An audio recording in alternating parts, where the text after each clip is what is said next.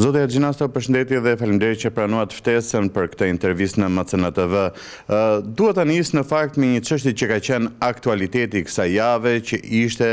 përballja në gjykatë e zotit Meta, ra në sy në fakt pjesa që ishte në atë kafazin e xhamit, nuk ju pranua kërkesa për një proces gjyqësor publik të cilin e kërkoi ai. Ju besoj keni pasur vizita ose komunikime me zotin Meta gjatë kësaj kohe. Ka një lloj trajtimi të diferencuar, po them penalizues ndaj tij ose të cilin e trajtojnë ndryshe nga të tjerët? Unë dua t'i referohem raportit të Komitetit Shqiptar të Helsinkit, i cili ka evidentuar shumë probleme që kanë të bëjnë me trajtimin e zotit Meta. Dhe dua ta përmend këtë raport si vazhdimsi e dy letrave të bëra nga avokati i popullit për drejtorinë e burgjeve për rregullsi të tjera për sa i takon trajtimit të zotit Meta, që kanë të bëjnë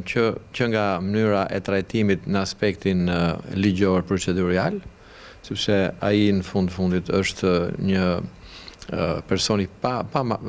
vendim të formës së prerë të dënuar, pra ai prezumohet i pafajshëm, sipas të drejtës shqiptare dhe pas të drejtës europiane, por edhe përtej. Pra duhet trajtuar si një i tillë, e para. E dyta, ai duhet të ketë të gjithë të drejtat që kanë të ndaluarit të tjerë në kuptimin e komunikimit, në kuptimin e vizitave, në kuptimin e mundësive për të dalë në ajër të pastër, për të kryer aktivitete fizike rekreative. Dhe patjetër që janë mohuar këto? Janë reduktuar, sipas raporteve, janë reduktuar, për shembull në raportin e fundit që unë referova të Komitetit Shqiptar të Helsinkit, është konkluduar që zoti Meta ka hapësirë shumë të vogël se sa të ndaluarit e tjerë në përdaljet në ajër të pastër. Normalisht ajo është mbi 2 orë, thot legjislacioni, dhe dalja e tij në ajër të pastër është shpeshherë sa gjysma e kësaj kohe. Po jo vetëm kjo, janë çështje të tjera që kanë të bëjnë, që vendosen në këtë raport, që kanë të bëjnë me higjienën, që kanë të bëjnë me kushtet fizike. Pikërisht këtu te kjo fjala e fundit. Nga drejtoria nga ato që drejtojnë burgun, që ato janë drejtues dhe administratorë të burgut, sigurisht. Jo neglizhenca të mos keq kuptohen. Nga ana e zotit Meta. E qartë, absolutisht, por e kisha fjalën, mendoni se është diçka ose nga ajo çfarë keni vërejtur gjatë gjithë kësaj kohe, është diçka, po them, hakmarrje politike që vazhdon edhe në burg, duke qenë se, po them, drejtuesit e burgjeve caktohen nga ministria përkatëse që drejtohet nga mazhoranca. Patjetër që është pjesë e ekzekutivit. Dhe sinjali për një trajtim të tillë udhaq me mënyrën e arrestimit të tij, që ka qenë një mënyrë shumë,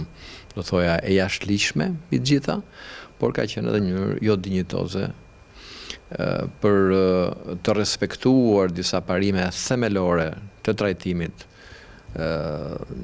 të rasteve të tilla, siç i bën Konventa Europiane e të drejtave të njeriut, që ka fjalën dinjitet. Çdo kush duhet të trajtohet me dinjitet në raste të tilla. Vetëm dinjitet nuk kishte dhunë, kishte mllef, kishte hakmarrje, të cilat nuk i lejohen që ti shfaq ose ti përdor një, do thoja, një sistem ligjor apo një shtet, po flas shtet, pasi këtu është çështje e një force që drejton dhe kontrollon të gjithë shtetin, pasi e kemi shumë të qartë, këtu është një shtet i cili drejtohet nga një parti. Pra, përdorimi i këtyre mjeteve është një shkelje shumë e rëndë e gjithë parimeve europiane për raste të ngjashme, dhe duke filluar aty, duke filluar me paligjshmërinë atje, kjo ka vazhduar edhe në trajtimin në institucionin përkatës dhe pa diskutim kjo pa edhe në gjykatë. Pasi mbajtja e tij në atë kafaz prej xhami ishte një shembull tjetër se si nuk duhet trajtuar një personalitet i tillë, i cili prezumohet i pafajshëm, prezumohet akoma i pafajshëm, aq më keq po ta krahasosh këtë me raste me profil të lartë në Europë, siç ka qenë rasti Sarkozy për shembull, që mënyra si u mor, nga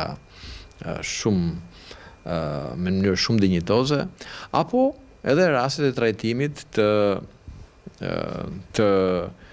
me profil të lartë përsëri, siç ka qenë rasti në Suedi, një killeri,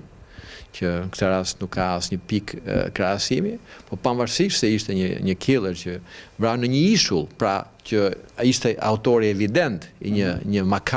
ngjarje makabre, u trajtua me dinjitet në sallën e gjyqit. Ndërkohë që zoti Meta e përsëris për disa të herë që prezumohet i pafajshëm, aq më tepër po të hysh në thelbin dhe në vërtetësinë e as çfarë janë paraqitur në dosjen penale, që pra i kthejmë edhe një argumentit në rastin e zotit Meta, që prezumohet i pafajshëm, kjo nuk duhet të ishte realizuar. Por është vazhdimsi e asaj, do thoja, e atij mlefi, e asaj hakmarrje politike ndaj tij, dhe kjo ka ardhur, është paralajmëruar prej kohësh, ka ardhur si një personalitet i cili ka qenë i drejtë për drejtë në demaskimin e parregullsive në këtë vend, e keqeverisjes, të ngjarjeve, do thoja, të rënda që kanë ndodhur, siç ka qenë marrëveshja e Adetit apo shkëmbimet e territoreve në Kosovë, ngjarje të rënda me pasoja të rëndësishme për vendin, për shtetin, për botën shqiptare në tërësi. Zoti Gjinasto, një pyetje të fundit për këtë temë, në fakt që na bën të kapërcejmë edhe në temën tjetër. Kemi parë zotin Berisha gjatë kësaj jave që në një dalje për mediat kërkoi ose i bëri thirrje Komitetit Antitortur të Këshillit të Europës për të patur një mision vëzhgues dhe për të ndërhyrë për këtë pjesë. Po them, në aspektin zyrtar, keni lidhur kontakte për të patur një gjë të tillë për këtë çështje? Ne bëjmë punën tonë, patjetër që komunikojmë me këto institucione, do të vazhdojmë të komunikojmë me këto institucione për të rritur ndjeshmërinë e tyre për rastin konkret të zotit Meta, pasi në gjykimin tonë çdo shkelje e tillë që është realizuar në rastin e trajtimit të zotit Ilir Metaj, është me gjykojmë,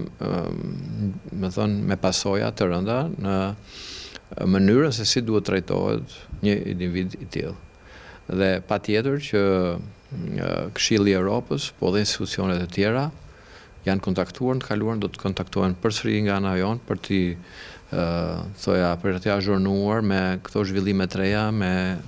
vazhdimsinë e trajtimit ndaj zotit Meta. Ne jemi një vend i cili ka hapur të gjithë kapitujt për procesin e integrimit europian. A janë këto, po them, këto çfarë denoncohen këtu në Shqipëri, shqetësim edhe për vendet e Bashkimit Evropian, praktikisht, po them, na ndikojnë këto në